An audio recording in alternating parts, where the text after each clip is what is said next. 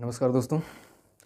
पिछली क्लासेस में हमने शुरू किया था पर्यावरण की क्लास और इंट्रोडक्शन आपके साथ हो गया था, जिसमें हमने देखा था कि क्या पढ़ना है हमें सिलेबस में, कौन कौन से टॉपिक होंगे, कितने समय में पढ़ना है और कुछ और भी बातें पर्यावरण के इम्पोर्टेंस एग्ज़ाम के नज़रिए से भी और आपके दैनिक जीवन में भी उसका क्या इम्पोर्टेंस है, इन सब पे भी बातें हो गई थी। तो आज हम टॉपिक की शुरुआत करते हैं।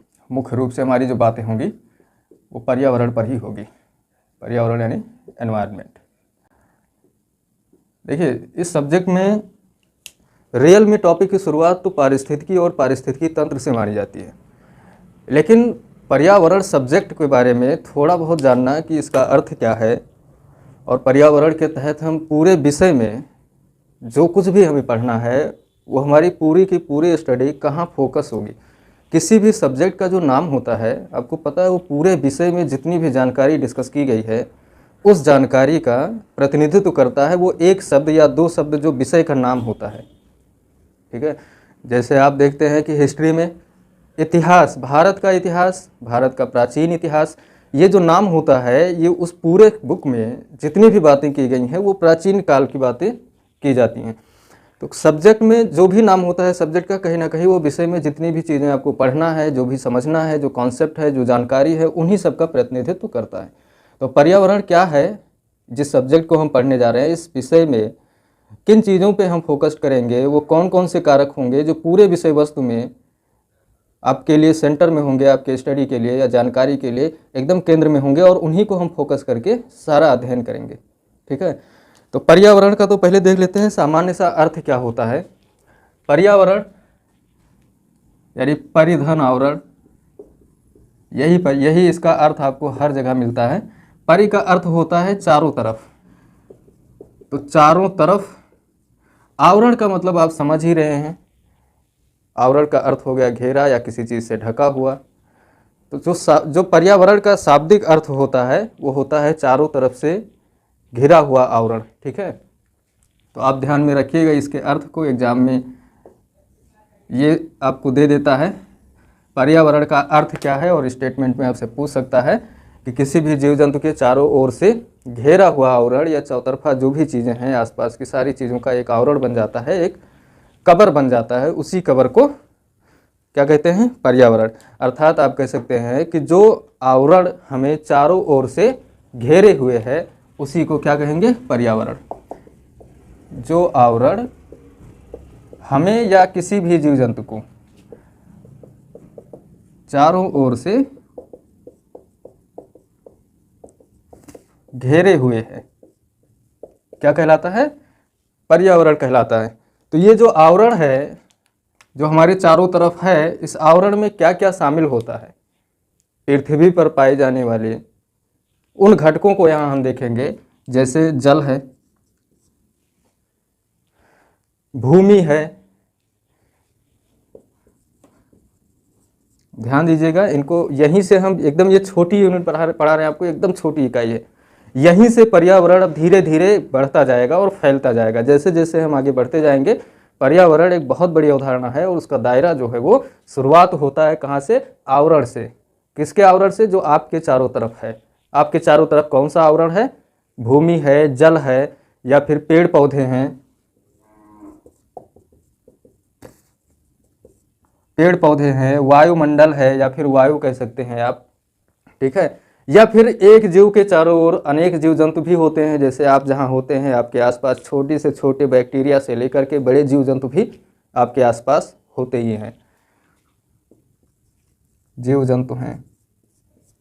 इन सब का एक आवरण बनता है। ये सब उस आवरण में शामिल होते हैं जो आपके चारों तरफ से आपको क्या है, घेरे हुए हैं। आप देखेंगे भूमि, पेड़ पौधे, वायुमंडल, जीव जंतु, ये वो पदार्थ हैं जो जैविक और अजैविक है। अब देखिए शब्द यहाँ पे आपको मिलना शुरू हो गए हैं, शब्द धीरे धीरे मिलना शुरू हो गए हैं। ये सारे पदार्थ, ये सारे घटक जो आपके चारों तरफ हैं, एक समूह के रूप में पाए जाते हैं, वो सब आपको घेर करके रखे हैं, यही पर्यावरण है। इसका अर्थ ये हो गया कि अगर आप पर्यावरण की बात कर रहे हैं तो पर्यावरण इंडिविजुअल भी हो सकता है। आपका पर्यावरण, मेरा पर्यावरण, आप ऐसा भी कह सकते हैं, यानी एक छोटी यूनिट भी हो सकती है। पूरे अर्थ का पर्यावरण भी हो सकता है। मैंने क्या कहा कि आपको चारों ओर से, जो हमें चारों ओर से क्या है घेरे हुए है, वो पर्यावरण है। मान लीजिए कि आप इस समय अपने छत पे खड़े हैं, तो वहां पर जो पर्यावरण है, भाई अगर किसी छोटी यूनिट की बात की जाए, एक छोटे से क्षेत्र की बात की जाए जहाँ पे सिर्फ एक जीव हो, उसका भी अपना पर्यावरण है।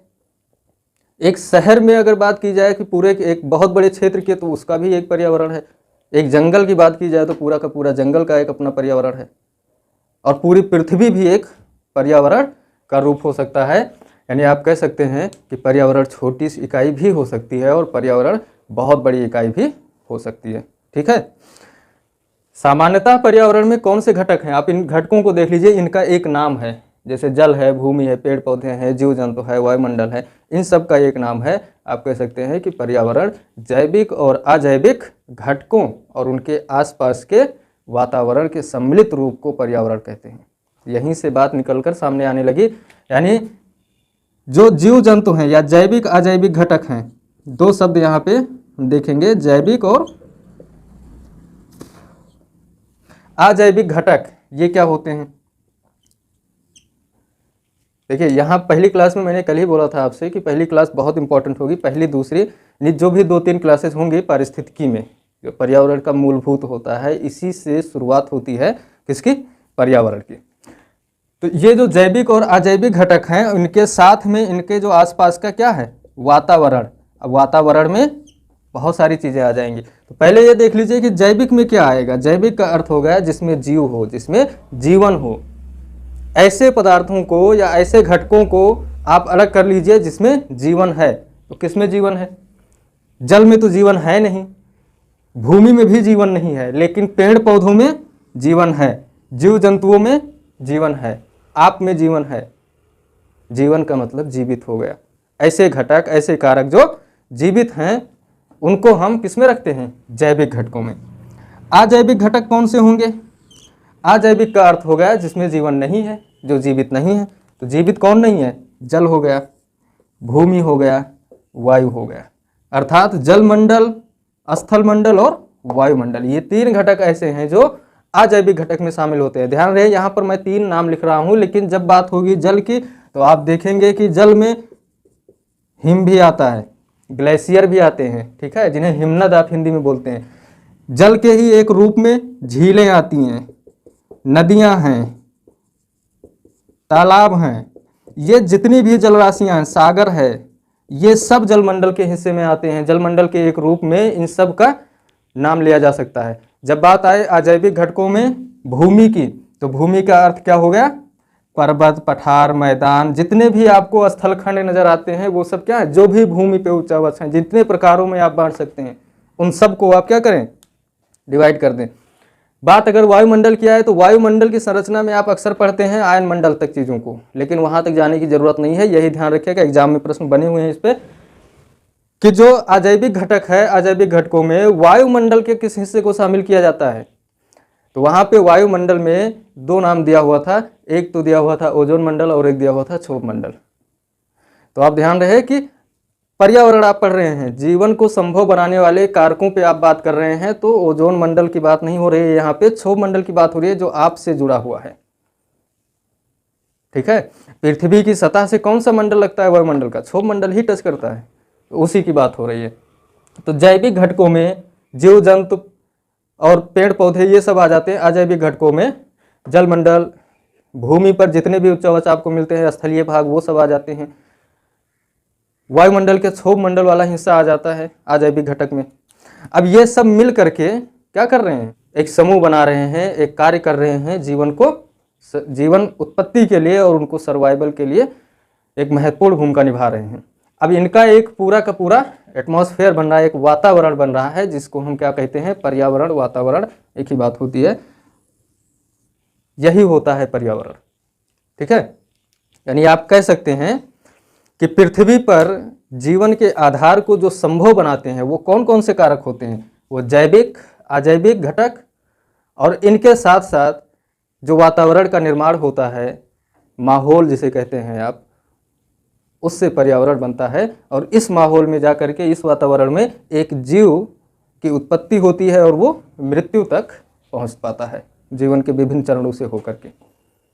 ये पर्यावरण है। पर्यावरण का एक अर्थ और निकाल सकते हैं कि पर्यावरण वो प्राकृतिक परिवेश है। प्राकृतिक परिवेश का अर्थ होगा कि नेचुरल माहौल, और नेचुरल ही है ये सारी चीज़ें, इसमें मानव का कोई हस्तक्षेप अभी तो मैंने जिक्र नहीं किया, लेकिन अभी उसकी बात होगी। यहाँ आप देखें ये सारे के सारे घटक जो हैं वो क्या हैं, वो प्राकृतिक घटक हैं। तो पर्यावरण एक प्राकृतिक परिवेश है जो पृथ्वी पर जीवन को क्या करते हैं, विकसित करते हैं और उसको पाल पोस कर बड़ा करते हैं और फिर समाप्त होने तक योगदान या साथ देते हैं। ये होता है क्या, पर्यावरण। एक बात और आप ध्यान में रखिएगा, इसी पर्यावरण को अब और छोटा करके अगर देखना चाहें, पर्यावरण का अर्थ हो गया जैविक प्लस अजैविक। जैविक और अजैविक घटक जो हैं उनका सम्मिश्रण जो होगा वही क्या कहलाता है, पर्यावरण। अब आप जान गए हैं कि जैविक घटक कौन से होंगे और अजैविक घटक कौन से होंगे। ये तो इसके अर्थ हो गए जो हम अलग अलग तरीके से देख लिए हैं, लेकिन इसकी एक परिभाषा भी हो सकती है। पर्यावरण की एक परिभाषा भी है। पर्यावरण संरक्षण अधिनियम 1986 भारत में लागू है। क्या है, पर्यावरण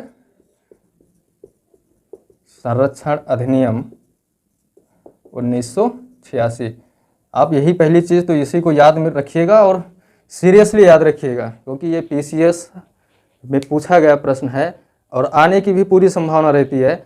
वन दरोगा वाले तो विशेष रूप से ध्यान में रखें, क्योंकि पर्यावरण संरक्षण अधिनियम कब पारित किया गया था, 1986 में। यही प्रश्न बनेगा। सिर्फ इतने से, इन 3 शब्दों से एक प्रश्न आपका एकदम श्योर है कि कभी भी पूछा जा सकता है। ध्यान में रहे कि पर्यावरण संरक्षण अधिनियम 1986 कहता है कि पर्यावरण किसी जीव के चारों ओर घिरी हुई भौतिक और जैविक दशाओं और उनके साथ में अंतरक्रिया को पर्यावरण कहते हैं। एक शब्द यहाँ पे और मिल गया है।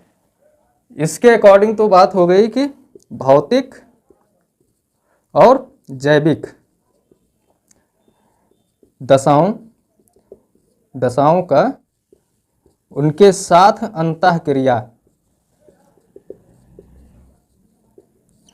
इस अंतःक्रिया का अर्थ हो गया कि ये जितने भी कारक हैं, इन जितने भी कारकों को आपने देखा कि जो जैविक हैं और जो अजैविक कारक हैं, इन सभी कारकों का आपस में जो संबंध है उन सबको मिला करके पर्यावरण का निर्माण होता है। यानी हम पर्यावरण के तहत किन चीज़ों का अध्ययन करते हैं, जैविक घटकों का, अजैविक घटकों का और उनका आपस में संबंधों का अध्ययन पर्यावरण के तहत किया जाता है। तो ये चीज़ आप ध्यान में रखिएगा। एक पीसीएस में 2016 में ये प्रश्न बना हुआ था कि पर्यावरण क्या है, पर्यावरण से आशय क्या है, ठीक है। और उसमें 3 ऑप्शन में दिया हुआ था इन सारी विशेषताओं को कि पर्यावरण क्या है, और फिर चौथे ऑप्शन में दिया था उपयुक्त में से सभी। तो क्वेश्चंस बन चुके हैं, इसलिए इम्पॉर्टेंट है कि आप ध्यान में रखिएगा। इनमें से और भी बातें पूछी जा सकती हैं आपसे। इसलिए आप कह सकते हैं कि पर्यावरण के सभी कारक, जितने भी कारक हैं, जल, भूमि, पेड़ पौधे, वायुमंडल, जीव जंतु, ये सब के सब कारक अंतःक्रियात्मक संबंधों द्वारा आपस में क्या होते हैं, जुड़े होते हैं। और एक कारक दूसरे को प्रभावित करता है, ये भी विशेषता है इसकी। एक फैक्टर जो है, एक घटक जो है वो दूसरे को प्रभावित करता है। कैसे, मान लीजिए कि जल है, भूमि है, पेड़ पौधे हैं, वायु है, जीव जंतु है। भाई पेड़ पौधे अगर ना होते तो क्या वर्षा संभव हो पाती? कहीं ना कहीं आप आगे की क्लासेज में ये सीखेंगे कि पेड़ पौधों का क्या महत्व है। पेड़ पौधे अगर ना होते तो क्या जीव जंतुओं का विकास संभव हो पाता? नहीं हो पाता, क्योंकि ऑक्सीजन एक फैक्टर है। और भी चीज़ें, ऑक्सीजन के साथ साथ खाद्य पदार्थों की आपूर्ति भी पेड़ पौधे करते हैं। अब अगर जल ना होता तो पेड़ पौधे कैसे होते? तो कहीं ना कहीं ये सारे कारक, सारे घटक एक दूसरे के साथ क्या हैं, जुड़े हुए हैं और एक दूसरे को प्रभावित करते हैं और उनसे प्रभावित होते हैं। ये बात समझ में आ गई। अब बात कर लेते हैं कि पर्यावरण की संरचना का अर्थ हो गया कि एक बेसिक स्ट्रक्चर देख लेते हैं कि पर्यावरण में कौन कौन से घटक किस रूप में पाए जाते हैं और उसकी क्या विशेषताएं होती हैं, ठीक है। तो पर्यावरण की संरचना में हम उसकी पहली बात देख लेते हैं कि जो पर्यावरण होता है इसके बहुत सारे कारक होते हैं, यानी विभिन्न कारक। पर्यावरण में विभिन्न कारकों का योगदान होता है। अब ये विभिन्न कारक में कुछ कारक तो ऐसे होते हैं जो क्या होते हैं, नियंत्रक की भूमिका में होते हैं। कुछ कारक नियंत्रक की भूमिका में होते हैं। नियंत्रक का अर्थ होगा कि वो दूसरे कारकों को क्या करते हैं, कंट्रोल करते हैं, नियंत्रित करते हैं। जैसे तापमान है, क्या है, तापमान। ये ऐसा कारक है पर्यावरण का जो दूसरे कारकों को नियंत्रित करता है। यानी तापमान बढ़ने से और तापमान घटने से प्रभाव पड़ता है वनस्पतियों की पैदावार पे, उनकी उत्पादकता पे प्रभाव पड़ता है। वहाँ के जलवायु तापमान के अनुसार, आज आप क्लाइमेट चेंज की जो बात कर रहे हैं, ये क्या किसका कमाल है, टेम्परेचर का ही तो है योगदान, कि टेम्परेचर ही तो नियंत्रित कर रहा है जलवायु को। तो एक कारक ऐसा भी होता है, और भी ऐसे बहुत सारे कारक हैं जो क्या है, नियंत्रक की भूमिका में होते हैं। इस पर्यावरण में जो हम पढ़ने जा रहे हैं पर्यावरण, इसमें कुछ कारक ऐसे मिलेंगे आपको जो नियंत्रित कर रहे हैं अन्य कारकों को। भाई जलवायु भी एक कारक है, जलवायु को नियंत्रित करता है तापमान, तापमान को भी नियंत्रित करने वाले कारक हैं। जैसे वायुमंडल, अगर वायुमंडल पारदर्शी है, पारदर्शी का अर्थ हो गया कि साफ सुथरा वायुमंडल है, बादल नहीं है, तो फिर तापमान अधिक होगा। क्यों? क्योंकि सूर्य से आने वाला प्रकाश ज़्यादा पृथ्वी की सतह तक पहुंच पाएगा। और अगर बादल है, वायुमंडल स्वच्छ नहीं है, तो सूर्य का प्रकाश कम पहुंचेगा सतह तक, इससे भी तापमान प्रभावित हो रहा है। तो तापमान को नियंत्रित कर रहा है वायुमंडल, तापमान नियंत्रित कर रहा है जलवायु को। तो कहीं ना कहीं ये सारे कारक आपको आप देखेंगे एक समय के साथ में कि सारे के सारे एनवायरनमेंट में जितने भी फैक्टर्स आप पढ़ेंगे वो सब कहीं ना कहीं एक दूसरे से जुड़े हुए हैं। यही वजह है कि पर्यावरण पढ़ने से पहले आप पूरी तरीके से मानसिक रूप से प्रिपेयर हो जाइए, क्योंकि अगर पर्यावरण को समझना है तो क्लासेज मिस नहीं होनी चाहिए। आप कोई भी क्लास मिस नहीं करेंगे और हर शब्द को और उनके विशेषताओं को आप बहुत अच्छे से ध्यान से सुनेंगे, कई बार सुनेंगे, लिख के तैयार कीजिए। पर जब तक आप उन कारकों के बारे में, उनकी विशेषताएं या उनका मीनिंग्स अगर आप नहीं जानते हैं तो हो सकता है कि अगली क्लासेज में आपको कॉन्सेप्ट समझ में ना आए। ठीक है, तो पर्यावरण में और भी कारक होते हैं। एक कारक जो होते हैं, ये तो हो गया नियंत्रक की भूमिका में होते हैं। एक होते हैं जो संसाधन के रूप में होते हैं। संसाधन के रूप में जैसे जल हो गया। जल क्या है? जल संसाधन है। ज्योग्राफी में आप एक बड़े चैप्टर के रूप में इसको पढ़ते हैं अलग से, जल संसाधन, जो बहुत ही महत्वपूर्ण संसाधन है। इस पे भी हम आगे बात करेंगे। बहुत सारे संरक्षण पर परियोजनाएं चल रही हैं भारत में, उन पे चर्चा करेंगे, तो हम जल संसाधन की बात वहीं पे करेंगे। तो कुछ कारक ऐसे हैं जो संसाधन के रूप में कार्य कर रहे हैं, तो कुछ कारक ऐसे हैं जो नियंत्रक के रूप में कार्य कर रहे हैं। ये तो पर्यावरण की एक विशेषता हो गई। पर्यावरण में बहुत सारी विभिन्नताएं मिलती हैं। अगली विशेषता क्या है कि बहुत ज़्यादा विभिन्नता है। विभिन्नता का मतलब आप समझ रहे होंगे, बहुत सारे डाइवर्सिटी मिलती है, विविधताएं हैं। जैव विविधता का अर्थ होता है कि जीवों में विविधता। ठीक है, यहाँ हम जैव विविधता नहीं, सिर्फ और सिर्फ विविधता की बात कर रहे हैं। इसका अर्थ होगा बहुत सारे कारकों में भिन्नताएं होती हैं। जैसे जलवायु में परिवर्तन, मृदा के प्रकार। आप देखेंगे एक क्षेत्र की जलवायु अलग है और दूसरे क्षेत्र में आप जाएंगे वहाँ की जलवायु अलग है। जलवायु में भिन्नता, या अनेक प्रकार की जलवायु आप पृथ्वी पर पाते हैं, जो कि पर्यावरणीय घटक है। और इसमें भी अलग अलग क्षेत्रों में अनेक प्रकार की, अलग अलग प्रकार की विविधताएं आपको मिलती हैं। मृदा में भिन्नता, मृदा में भिन्नता को आप स्थलीय भिन्नता से भी जोड़ सकते हैं।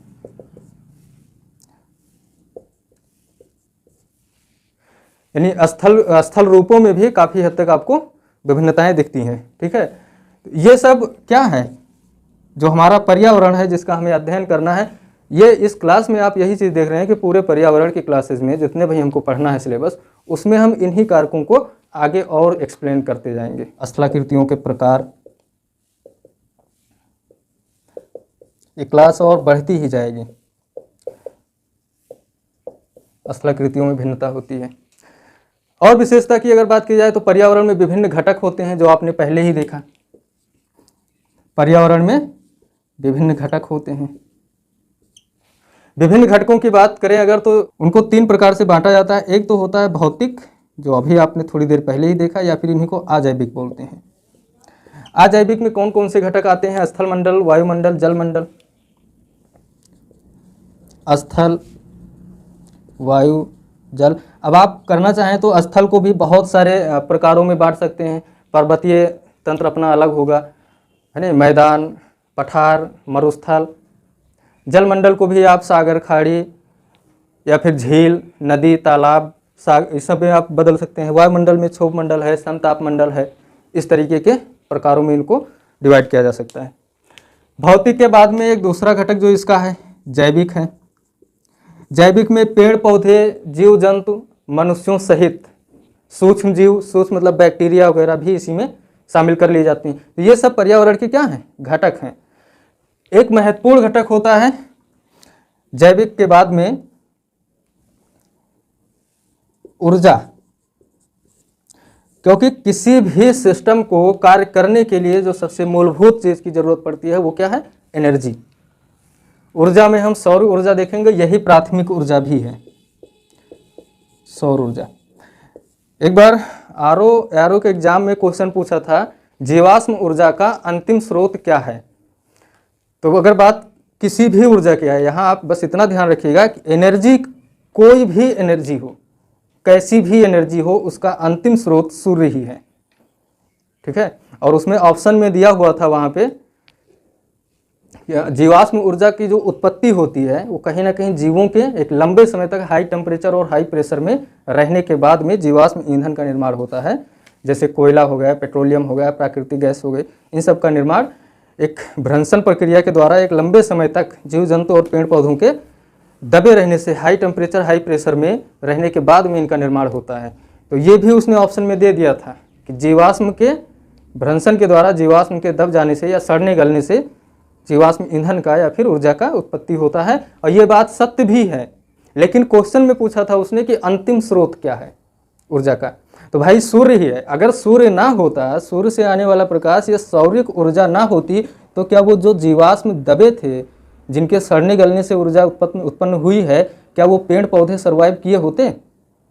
सौरिक ऊर्जा से ही तो पेड़ पौधे भी पलते बढ़ते हैं। कोई भी जीव जो होता है वो सूर्य से प्राप्त, अंतिम रूप से सूर्य ही ऊर्जा दे रहा है। मान लीजिए कोई एक बहुत बड़ा जंगल है और उस जंगल में बहुत सारे जीव जंतु रहते हैं, पेड़ पौधे भी बहुत हैं। अचानक से भूकंप आया या कोई भी ऐसी पृथ्वी के अंदर कोई हलचल हुई जिस कारण से वहाँ भ्रंशन हो गई।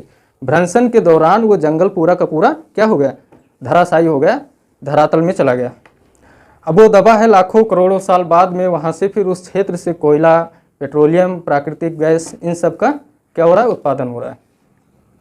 अब आप थोड़ा रिवर्स कीजिए, उस जंगल में फिर से आइए और जंगल बना उससे पहले थोड़ा सा आइए, फिर आप क्या देखेंगे कि जब वो पेड़ पौधे बीज के रूप में पड़े होंगे, तो फिर जब थोड़ा सा ऊपर आए होंगे, सूर्य से प्रकाश लिए होंगे, प्रकाश संश्लेषण किए होंगे, प्रकाश संश्लेषण के बाद में भोजन बनाए होंगे वो, फिर भोजन बना करके धीरे धीरे वो प्रकाश संश्लेषण के माध्यम से ही बड़े हुए होंगे और एक वृक्ष का रूप लिए होंगे।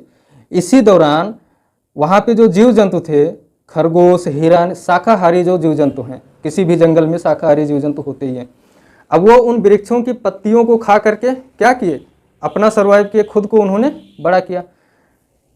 उसके बाद में वो जाकर के भ्रंशन हुआ और फिर वो दबे जाके, यानी अगर सूर्य का प्रकाश या सौरिक ऊर्जा ना होती तो पेड़ पौधे ही नहीं होंगे। पहली चीज़ तो यही, क्योंकि प्रकाश संश्लेषण ही नहीं होगा। तो जब पेड़ पौधे नहीं जन्म लेंगे, वो नहीं होंगे, तो फिर जीव जंतु कैसे होंगे? क्योंकि प्राथमिक स्रोत उनके जीवन के लिए, उनके भोजन के लिए तो फिर पेड़ पौधे ही हैं, वनस्पतियाँ ही हैं।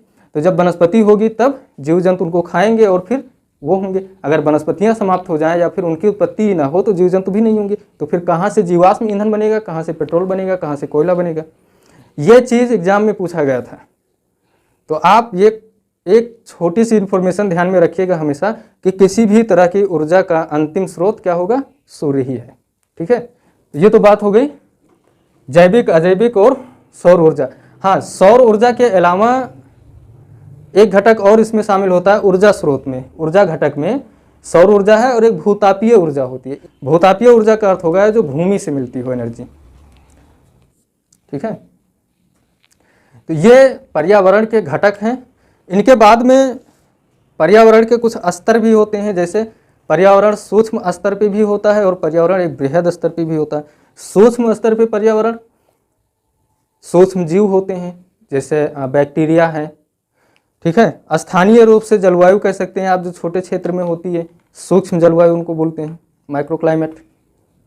बृहद स्तर पे पर्यावरण की अगर बात की जाए तो बृहद स्तर पे एक वृक्ष होता है, एक बहुत बड़ा होता है, बृहद स्तर पे आप कह सकते हैं कि एक बहुत बड़ा जलवायु क्षेत्र जो होता है, भूमंडलीय जलवायु जो होती है, वो बृहद स्तर पे आता है। इन सब को भी आप ध्यान में रखिएगा। तो ये बात तो जो अभी तक हमने आपसे किया, कुछ कारकों के बारे में चर्चा हुई यहाँ पे, और पर्यावरण का अर्थ और उसकी परिभाषा, और पर्यावरण में जो विभिन्न घटकों के बारे में हमें अध्ययन करना है आगे की क्लासेज में, ये उन पे चर्चा थी। अगली क्लास में हम पारिस्थितिकी और पारिस्थितिकी तंत्र पे बात करना शुरू करेंगे, और यहीं से शुरुआत होगा आपका पर्यावरण विषय में जो सही में आपका जो सफ़र है वो। ये तो बस पर्यावरण के पूरे सब्जेक्ट की एक बेसिक थे जो आपको अगले चैप्टर में सीखने में मदद करेगा। ठीक, तो आगे की बातें हम अगली क्लास में करेंगे। Thank you.